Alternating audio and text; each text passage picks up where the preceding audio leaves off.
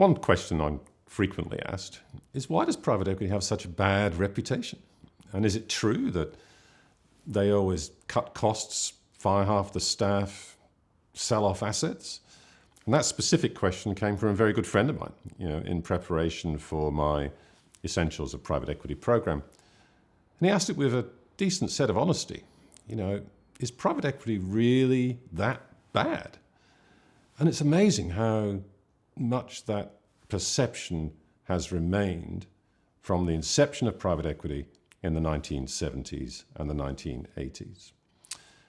And what we've got to be true about is that in the 1970s and 1980s, there was a lot of that.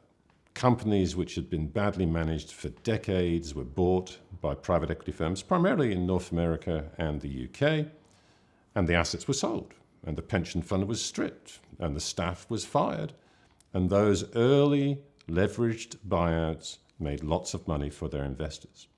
If you want to see a classic story of that, all you've got to do is Google any of the Hollywood movies. My favorite, of course, Barbarians at the Gate. That deal dates back to the late 70s. And still today, that perception exists in people like my friend, who's a very educated, intelligent person, asking the question, hey, Mark, do you always fire half the staff? Do you always sell off the assets? Do you always shut down businesses? I've spent 25 years in the private equity space, and I've never done any of that. Because the only way of improving the value of an investment that Wolsey Private Equity made was to do the exact opposite of that.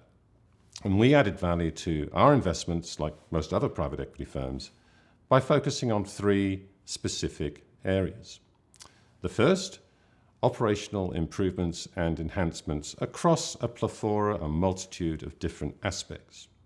The second, improving and enhancing that C-suite team that reports to the CEO where necessary.